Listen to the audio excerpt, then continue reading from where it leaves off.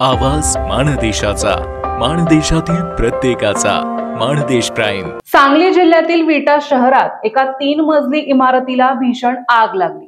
या आगीत एकाच कुटुंबातील 4घांचा जागीच मृत्यू झाला असून 2 जण गंभीर जखमी झाले आहेत. या दुर्दैवी घटनेमुळे संपूर्ण शहरात हळहळ व्यक्त केली जात आहे. मृतांमध्ये विष्णू जोशी वय वर्ष 47, सुनंदा जोशी वय वर्ष 42, प्रियांका इंगळे वय वर्ष 25 आणि 2 वर्षाची सृष्टी इंगळे या नातींचा समावेश आहे. सर्वजण त्याच इमारतीत राहत होते.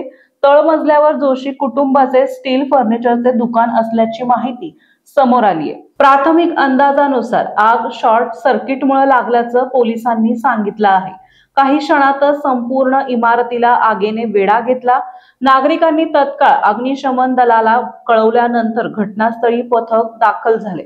मात्र तोपर्यंत मोठे नुकसान झाले होते. अग्निशमन दलाच्या जवानांनी अथक प्रयत्न करून आग नियंत्रणात आणली. मात्र 4घांचा होरपळून मृत्यू झालाय. जखमींवर विटा उपजिल्हा रुग्णालयात उपचार सुरू असून त्यांच्या प्रकृतीबद्दल चिंतेचं वातावरण आहे. या घटनेने परिसरात शोककळा पसरली असून अग्निशमन विभाग आणि पोलिसांकडून पुढील तपास सुरू आहे. सबस्क्राइब करा आणि अपडेट रहा. नवीन व्हिडिओच्या नोटिफिकेशनसाठी बेल आयकॉनचं बटन दाबा. धन्यवाद.